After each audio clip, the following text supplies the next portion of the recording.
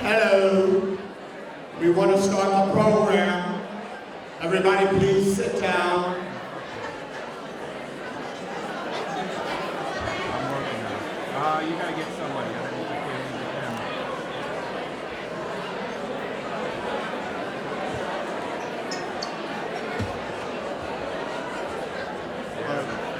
It's in the way? Okay. I'm good. Yeah. Well, because you mean you can't see my face then? I hit it. I know, I hit it on the How about this? Or how about this thing? Is this good? Good.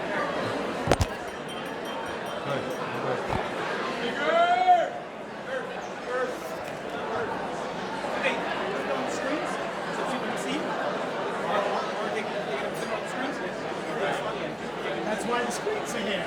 Yeah, I know. If my picture's not up there, you come over. Is my picture up? Yes, it will. The best picture. All right, so. Blame him. There we go. Hello, ladies and gentlemen. We'd like to start the program.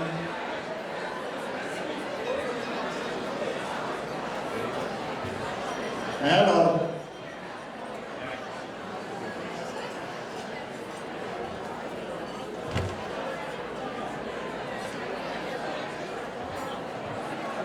Can you hear me?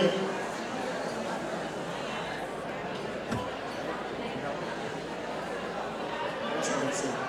It's a little bit. Yeah.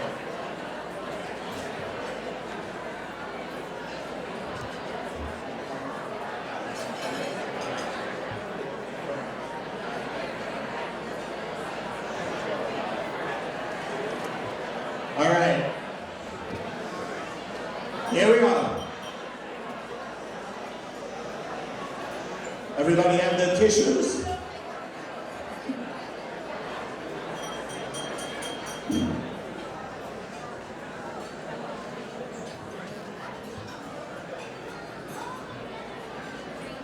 Absolute silence.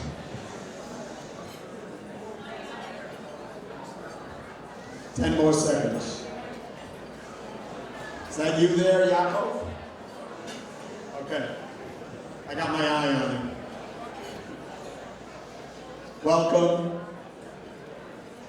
all friends and family whose lives have been touched by our two incredible honorees, Rabbi Yaakov and Abby Lerner.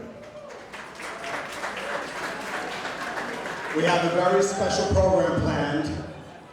We'll have some short and some not so short, meaningful words from a few speakers, followed by an inspired dance set, and finally a video production written and produced by our own Stewie Feintuck, who really worked very hard on this special film. You really don't want to miss it. It's awesome. Have some quiet from those tables on my right.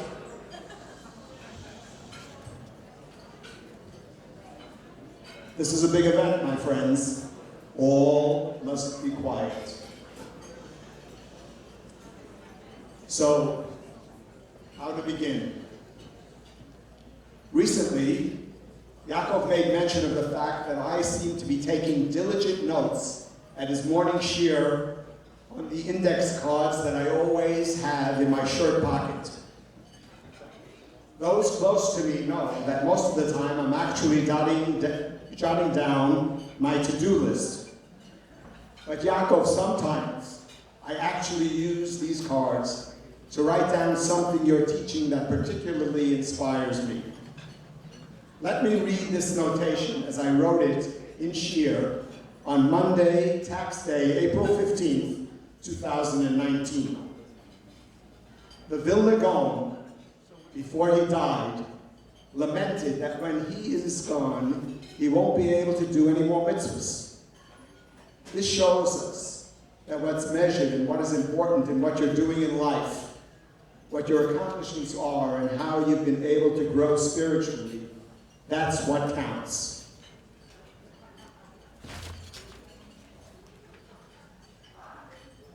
As I was writing this note, Yaakov, it struck me This is you. This is what you are about and how you live your life. Making what you do count and sharing your knowledge and love for Torah every day, encouraging us all to learn and grow. The Vilna Gaon had a profound influence on the Jewish world, but never stepped into a public position. He said he didn't want to take the risk. Yaakov, you too had no intention of having a public position as a pulpit rabbi. But lucky for us, this path chose you. You took the risk, and it paid off. Get the tissues. The accomplishments of you and Abby over the past 45 years have been outstanding. Great Neck today is a totally different place than it was in your early days. Through your efforts and teachings, things have certainly evolved. You have both been at the forefront of the growth of our shul and community. You spearheaded Project Identity, the first outreach program in Great Neck. Through your kiruv, some of those people are now active members of our shul today.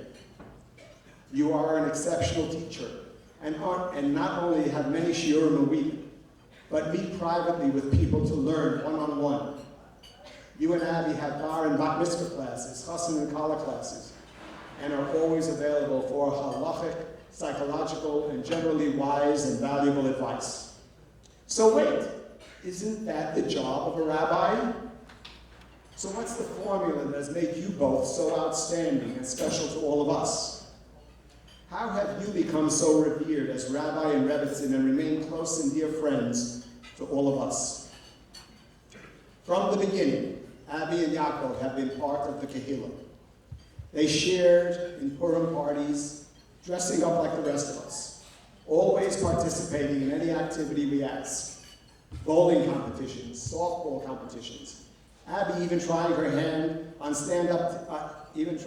stand-up talents at our comedy night. There have been countless dinner and bar and bat mitzvah videos in which Yaakov has taken part, being a very good sport about it. Not only are they there for our shul smachot, but whenever possible, traveling out of town to celebrate. They join in activities and never come gratis.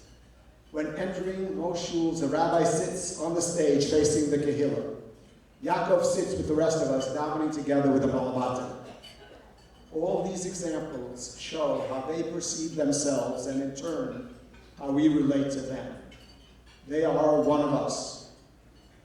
They have always opened their home for Shabbos meals to probably everyone in Great Neck, and for years hosted a Shavuos party for everyone in their backyard until we could no longer fit. Over the past 45 years, their name has grown. Their reputation as scholars and leaders is revered, but happily, the accolades have not changed them. They remain the genuine, caring people they have always been. While certainly being respected as our religious leaders, they have remained one of us, just Abby and Yaakov. Until we met them, we never addressed a rabbi and a rebbetzin by their first names. But Abby and Yaakov insisted, not needing to hear their title. At the top of our dinner invitation, it says, Oseh lecha Rav v'kanei lecha chaver. Our Mishnah teaches us that when it comes to a Rav, you seek out someone who inspires you, who motivates you, someone from whom you can learn, and you make him your Rav. The same Mishnah continues with Kanei lecha chaver, acquire a friend. When it comes to friendship, one does not simply acquire a friend. You must invest in the relationship, share feelings, listen to each other, and be there through thick and thin. True friends grow together, are open and sincere, and give each other advice and support. When you make yourself a Rav who is also a friend, you have the best of everything. Someone who's knowledgeable in the Torah's wisdom and knows you as a person and can speak to your needs. The learners have managed to accomplish both. inspiring religious growth and friendship. So, Abby and Yaakov, feel proud of what you've accomplished, all the people that you've touched, and all the friends that you've acquired. We will miss you, but always remember, we are who we've become because you are who you've always been.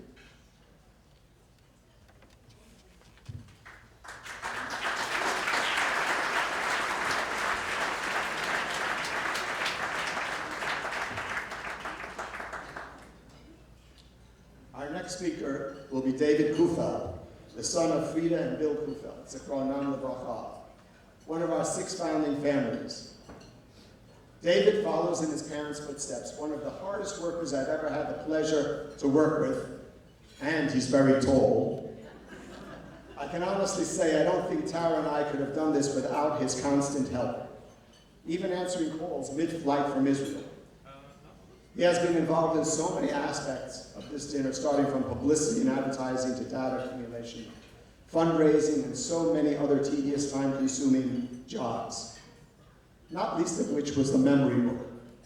I thank all of you who submitted your memories and photos, and thank you, David, for working so hard to deliver the final product, which I'm sure will be treasured by Abby and Yaakov always. David, please come up.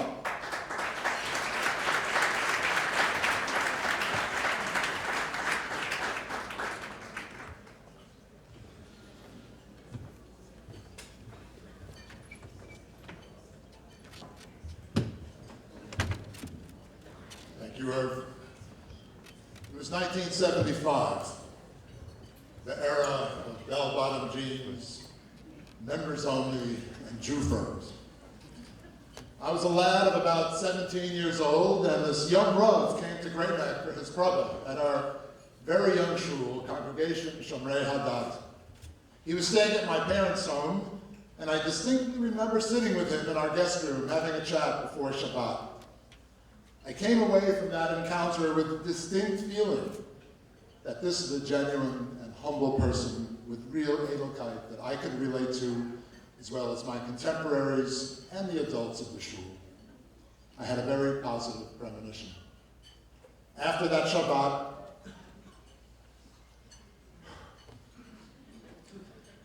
it was clear to everyone that this was a shidduch for the ages. Even though at that juncture, truly, we had no right to expect that a Rav of any quality would come to our fledgling minyan. But luckily, the visionaries that led our shul were matched by Yaakov Lerner's prescience and the confidence that our tiny breakaway shul was worth sinking his roots into. Soon after, we were also blessed with a Rebbitzin of equal stature. We were all so excited when Abby joined the team. I can remember, for example, the Sheva Brachot we made for them was one of the highlights of those early years. All of a sudden, we had spiritual leaders who also became our brother and sister to share in the kaleidoscope of our mutual life experiences. Now, for all you newcomers here tonight, that is those who joined the shul in the last 44 years, to fully understand the depth of feeling we have for the learners and the welcome all of you hopefully enjoyed when you first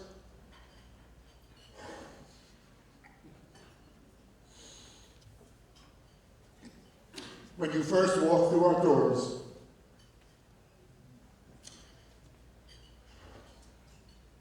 You need to appreciate the genesis of our shul. We were founded by idealists, by people who endured much Mesirat Nefesh, in order to do the right thing for us, their children, and for our future member families. So I think on a subliminal level, everyone who davened with us validated the principles we sacrificed for, and all the more so for Yaakov and Abby, who dedicated their professional and much of their personal lives to us. So Yaakov and Abby, thank you on behalf of everyone here, but especially our early members, several of whom are here tonight, and those who are undoubtedly here in spirit. Now, we were presented with a big challenge tonight.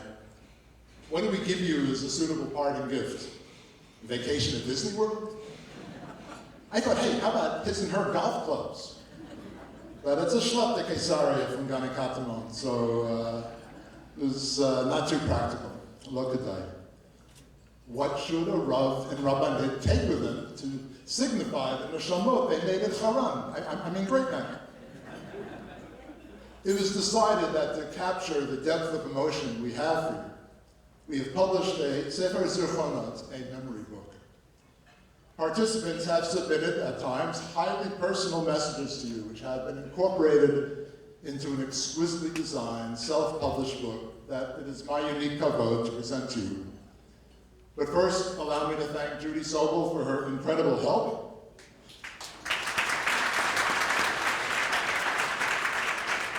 And for our team of editors who are all sworn to secrecy. And of course, the many members and friends of the shul who were kind enough to submit really wonderful articles. One final observation, if I could. In talking about the good old days, it's natural to comment that things have changed. And it makes sense that the experience of a shul with 24 members is going to be vastly different than one with over 350 members. But after a cursory reading of the submissions in the memory book, and I did it with one eye closed, to protect the innocent, it hit me that after all these years, Yaakov and Abby, you've remained the same wonderful people you were way back when, and that you continue to touch the souls of our newest members in the same way you affected us with the same intensity and authenticity as you did 4.5 decades ago. In closing, I will paraphrase Lennon and McCartney in the Houghton. I'm not a big Beatles fan, but I heard Abby was.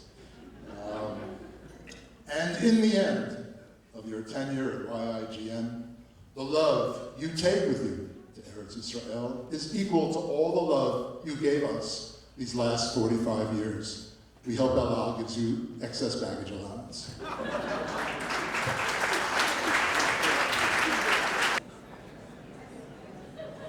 As tonight's celebration confirms to everyone, Great Neck has been very lucky to have had such special people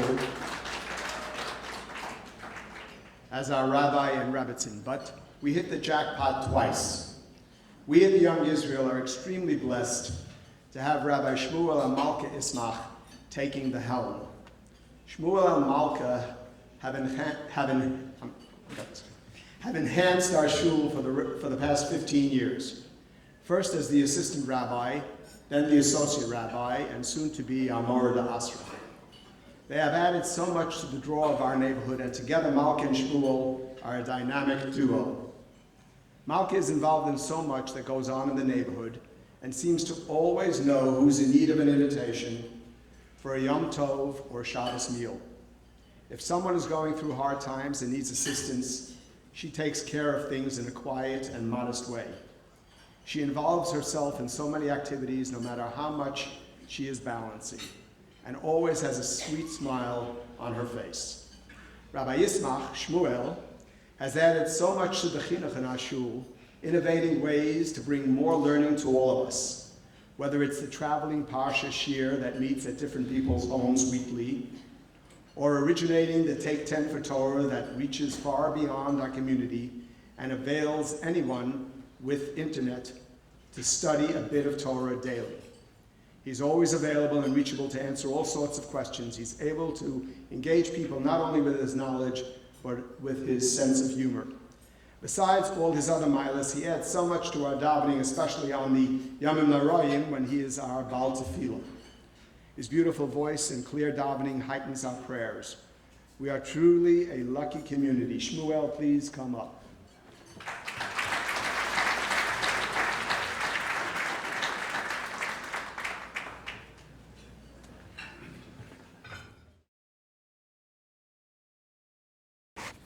Irv, I thought you said we're on a time crunch.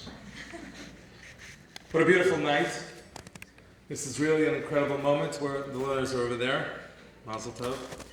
The weather is beautiful. The one regret that I have in the planning of tonight's event is that we didn't do the chuppah outdoors.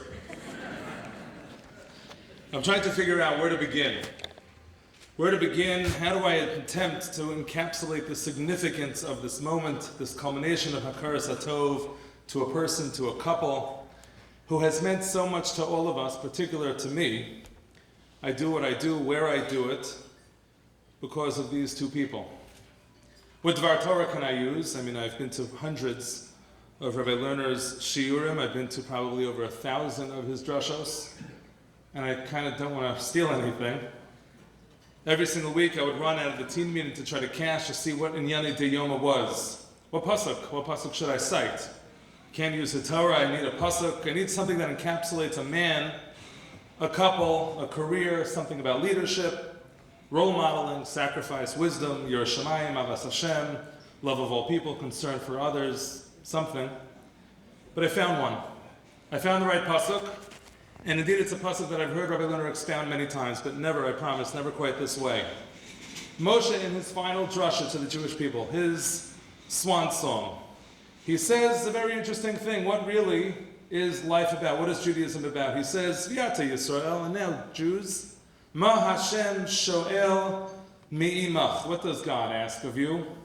Ki'im li'yiras Hashem Elokecha. All he asks is that you fear God. Also, l'lechas b'chol derachav, also to, walk in all of his ways. Also, u'li'ahava oso, to love him. V'la'avodas Hashem Elokecha b'chol levavcha o v'chol nafshecha.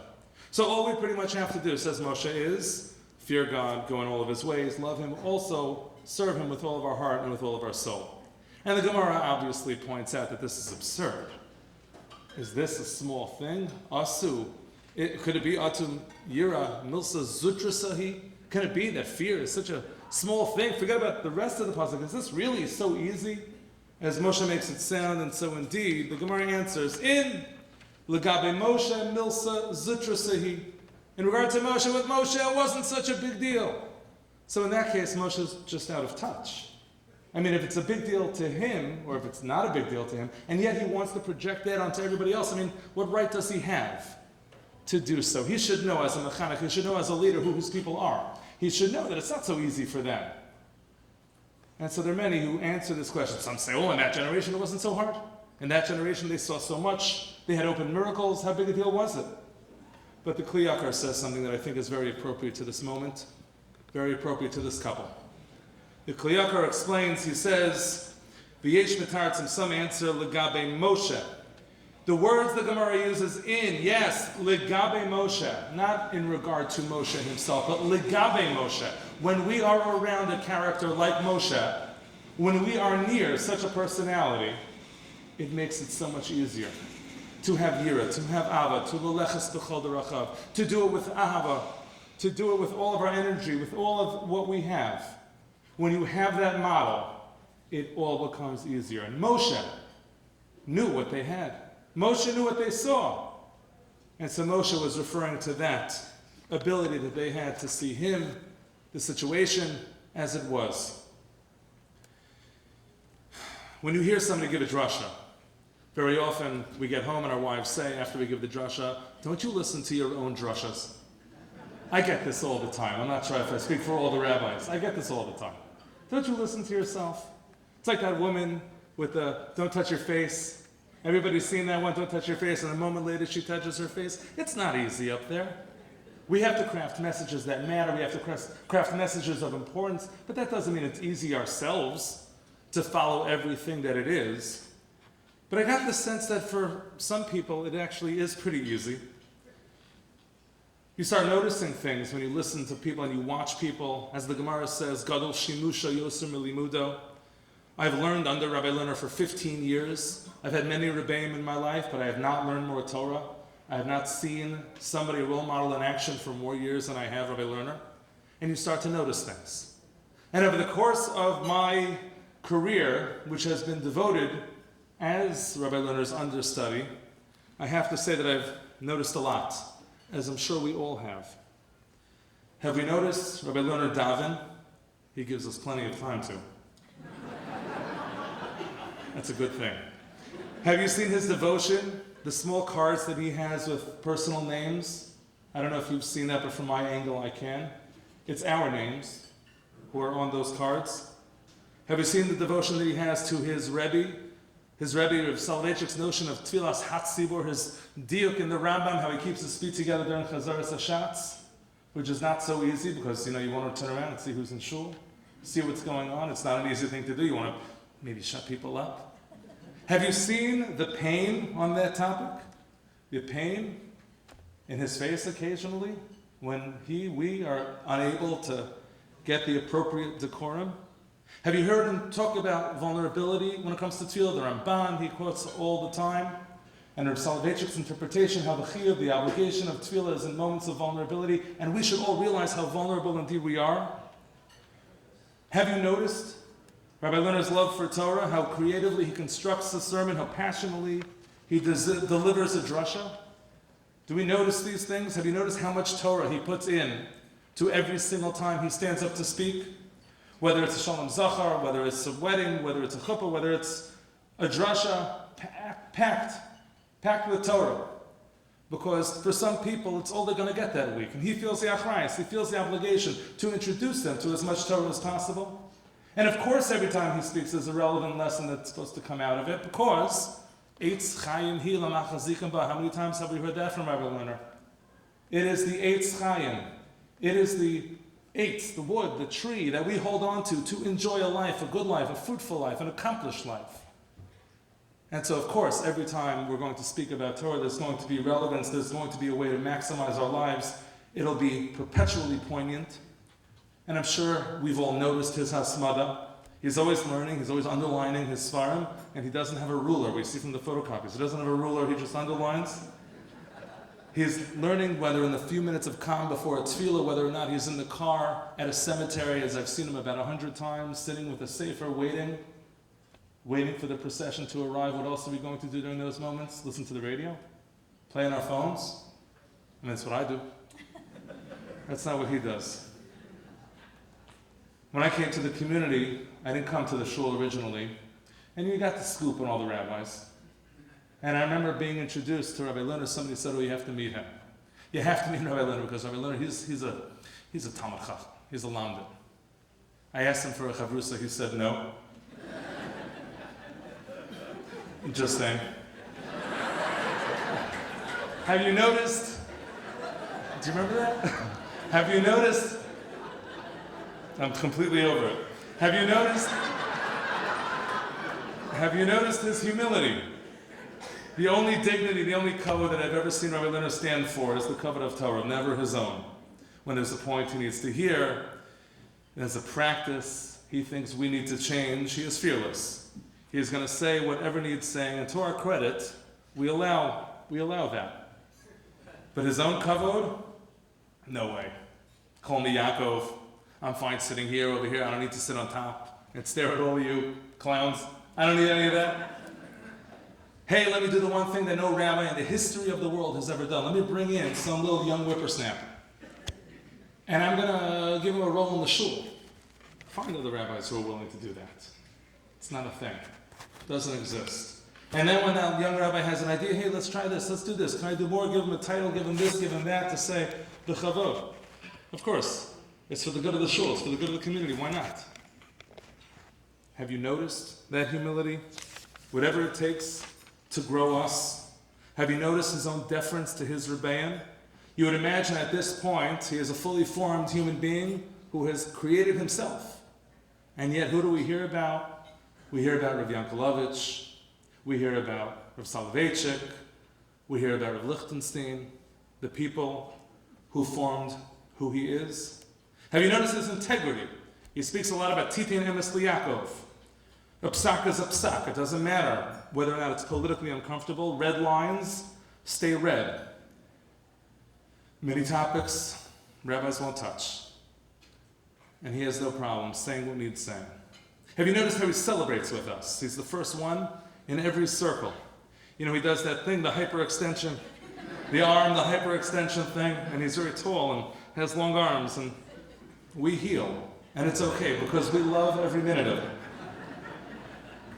He has the right thing to say to contextualize a simcha, not just to say a vart, but to say something meaningful, personal, to say something specific. Have you noticed how he is there to mourn with us? He is there literally any hour that we need him.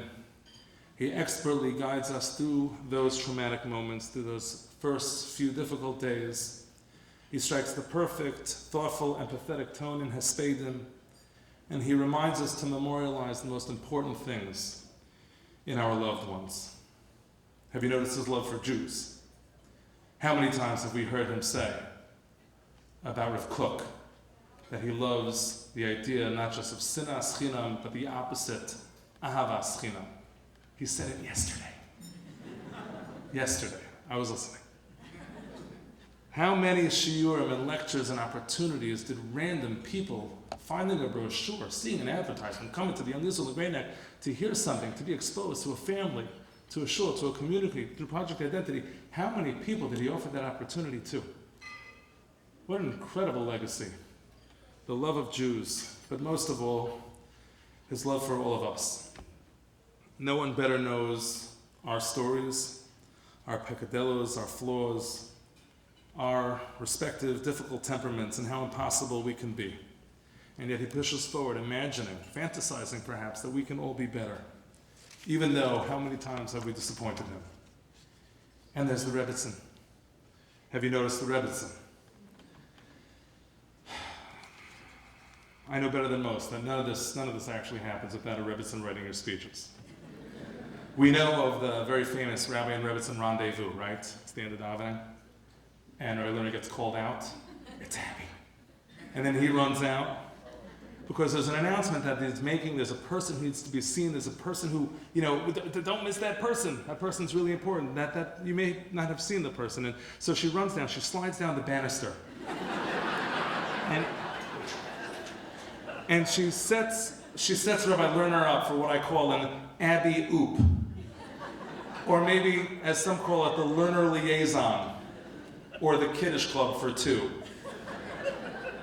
And we heard yesterday a story about the old model of Rebbitzin, something having to do with sponge cake, but it's not only about sponge cake, I promise you. There's a Rebbitzins conference that goes on every single year, and Rebbitzin Lerner is one of the featured speakers, always, one of the speakers on demand, and it is not a conference about sponge cake. I know this because I'm an expert on Rebbitzins. I actually have one at home. You may not know this, but we certainly notice all of this. We know the thought that goes into every meal, putting together the right combination of people. We know how sensitive you are for those who might need a little bit of assistance, who might need a spot at a table. We know how many hundreds of girls at Central owe their respect, the responsibility that they have towards Judaism to that one class, Widgel, Women in Jewish Law, which is a classic. Everybody knows of Widgel, a class which not only expresses the goals and aspirations for her students, but it's the standard by which they will live. She's such a popular teacher. I always had the opportunity to hear her on Tisha B'Av. I thought she cries because it's Tisha B'Av. That's not why she cries. It's also why she cries. The questions she answers for everybody who asks so sensitively, all the kalas, the hundreds of kalas that she's taught. Since she's been a liaison at the RCA, it has changed how the RCA, how the Beis Din looks at the Ahavtanis Agir. Have you noticed this all? Because if you have, Moshe's question is, what do you ask? What's the big deal? It becomes so much easier. Every drasha makes more sense.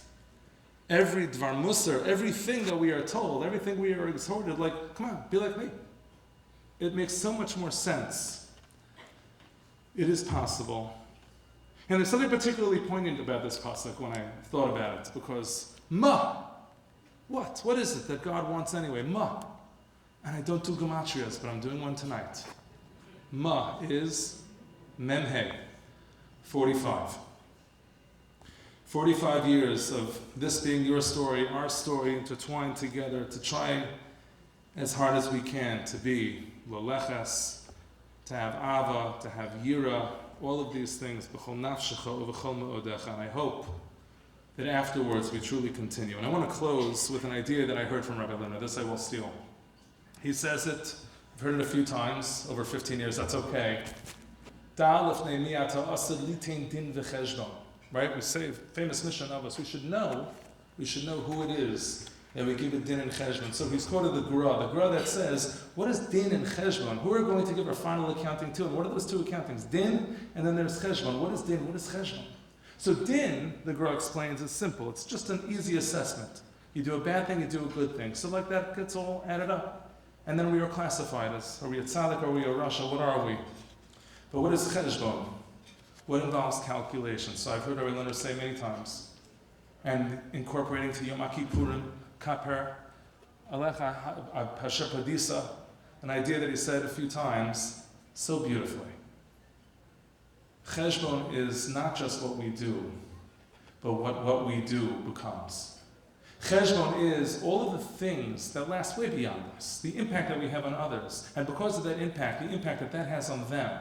And so usually, this type of drush is trying to allow us to strive for something greater, for something more. We are supposed to be seeing ourselves as people who not only influence ourselves, but we influence or have the potential to influence everybody around us. And that's usually the message that he is trying to deliver in those words. But I'd like to turn it on them. It's easy to calculate their din. They are two very deeply devoted Jews, probably a couple of standard deviations above the mean. But tonight I'd like to focus on their cheshbon, the impact, the echo, the reverberations of what they have done through their lives. Not just that they're models in their community for us, but look at the children. Look at who the children are. Look at what they've become in their respective communities. And then look at us. How far have we all come? How much have we all grown? What can we say that we owe to the learners? How much are we and our children, and to some of us, our grandchildren, who are here through the 5 decades that they have been in the shul, how much is owed to them? It actually boggles the mind to think of that cheshbon. It boggles the mind. It is so hard to grasp. But let's try. And so to close, I'd like to do the following. If you believe that you are part of that cheshbon, if your life, if your spiritual trajectory has been reinforced or altered in any way by these two giants, please rise. Hold on. Rabbi and Rebbitzin, yes, they're all standing, you're sitting. This is only but a small part of the cheshbon. You spend years reinforcing to us the impact of your rebbeim on you. This is the impact that you have had on us. Mazel tov to you both.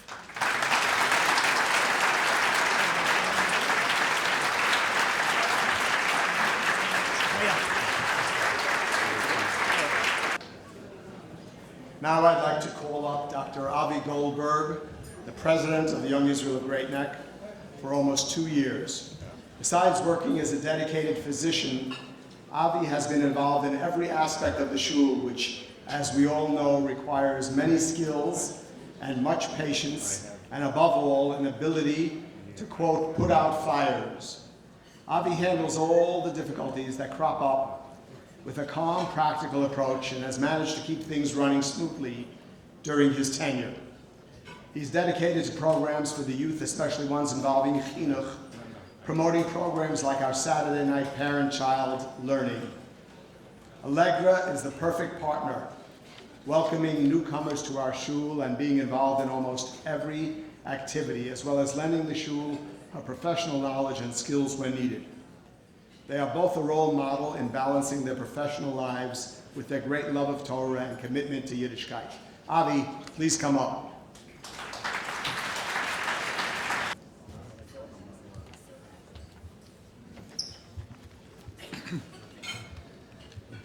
Thank you all for attending tonight's dinner and paying tribute to our beloved Rabbi and Rebbitzin. Thank you to all the Rabbanim, Mechanchim, and Mechanchot from Great Neck and from other communities for joining us. I apologize for not singling each of you out, but it is an honor to have each and every one of you. Your presence is a testament to the far-reaching impact that Rav Yaakov and Abby have had on the greater Jewish community. I'm proud to say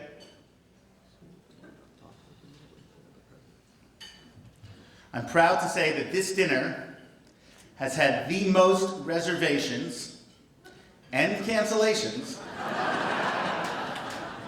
in Young Israel of Great Neck history.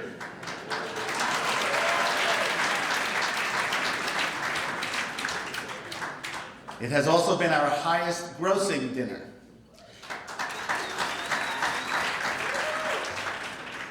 Your financial support allows our shul to continue to grow and thrive with our robust youth department, a center of Torah learning. We offer a variety of daily and Shabbos minyanim, and we are a spiritual home to hundreds of Orthodox families in Great Neck. A special thanks to Irv and Tara Golumbek,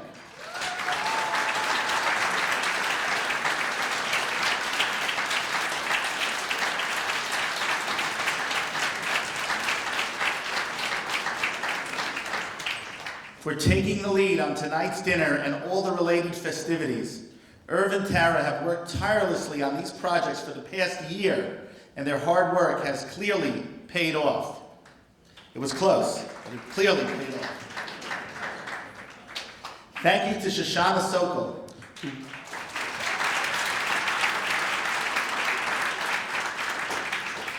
who runs our shul day to day.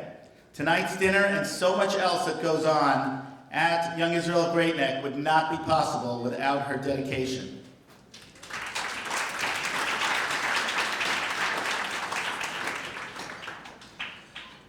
And last but not least, although this is a clearly incomplete list, you'll hear more thank yous as time goes on, but a special thank you to Stuart Ashkenazi, our behind-the-scenes guy. Stu is the administrator of our website and our other tech, and he keeps our shul informed in 21st century style with creative problem solving and professionalism. This dinner would also not have gone off without his help.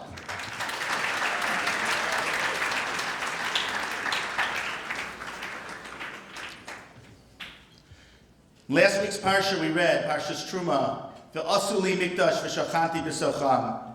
They shall make me a sanctuary so that I may dwell among them. Those sacred words adorn the Aron Kodesh in our sanctuary as well as in our Beis Medrash.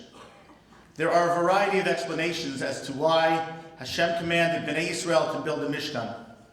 According to the Rambam, the reason is practical, so that there is a designated location for the avodah, for the service. The Rav Soloveitchik, who, as you heard, our Rav often quotes and lovingly refers to as his Rebbe, gives a different rationale for the mitzvah. The Rav explained that HaKadosh Baruch Hu created the world for him to reside in, rather than to reside in transcendence.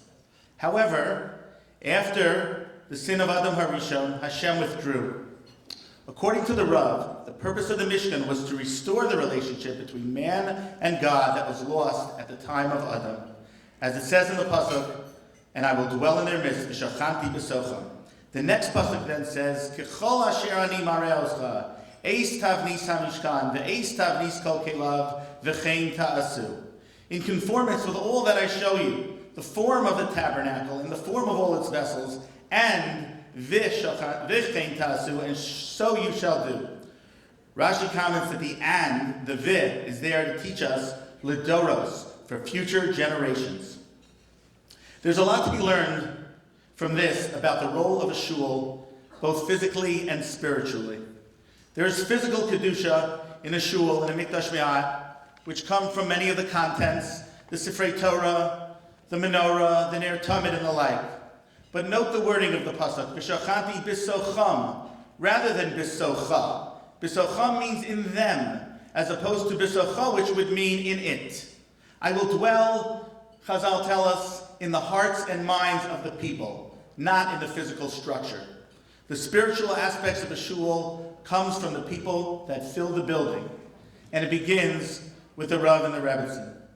Tonight, as you've heard, we have the incredible distinction of honoring Rav Yaakov and Rebbetzin Abby Lerner, who have led our shul for the last 45 years. I don't have enough words of praise for the Kedusha that they have brought to our shul. Kedusha that will continue lidoros, for generations to come. They are a paradigm of the meaning of a holy couple. They learn Torah, they teach Torah, and most importantly, they live Torah. Their way of life models what we all should aspire to as observant Jews. They have unwavering dedication to all mitzvos, both Ben Adam Lamakom and Ben Adam Lachavero. They lead the community with great authority, yet show the utmost humility by caring deeply for each and every individual. And tonight's dinner is an opportunity to show some of the Hakaras Hatov that we owe to Rav Yaakov and Rebbetzin Abbey. So at this time, to present some of the Hakaras Hatov, I would like to call upon all of the past presidents of the Young Israel of Great Neck who are with us here tonight to join me in a special presentation.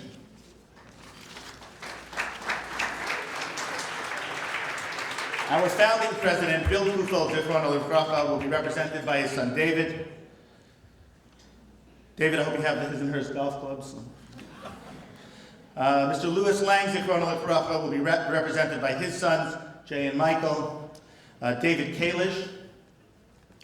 Fred Lewis, Zichrono Livracha, will be represented by his wife, Judy. Irv Golumbek. Represented by Irv Golumbek. By everyone. Arthur Talansky. Arthur should have the his and hers golf club. Right? Charles Goldberg. David Schimmel. Billy Eisenberg. Michael Frank. David Justin.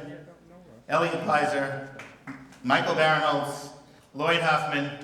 Eric Rosen. Morty Dicker.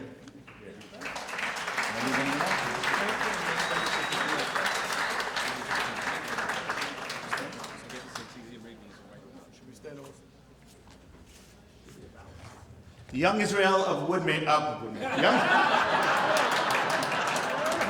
Best joke of the night. it's the shadows, there are shadows here. Are you leaving us? The Young Israel of Great Neck. Can't get past my past. The Young Israel of Great Neck is proud to dedicate the Rabbi Yaakov and Abby Lerner wing. This will be a wing in our shul that holds our sanctuary.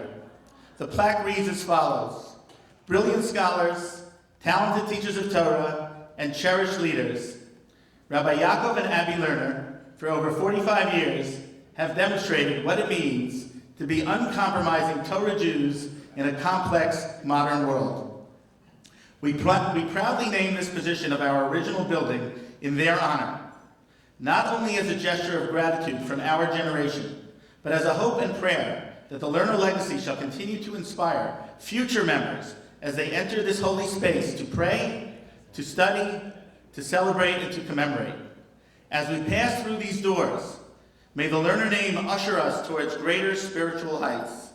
We are forever grateful to our founding Rabbi and Rebbetzin. March 8th, 2020, Yud Bet Adar 5780. Please come up.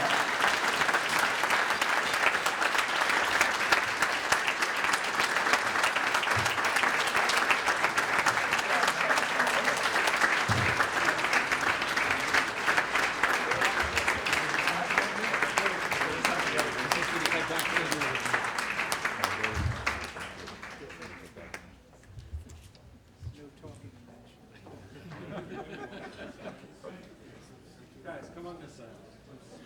Yeah, come on. Balance is good. Make sure we can see you. Come on. Big picture, big picture.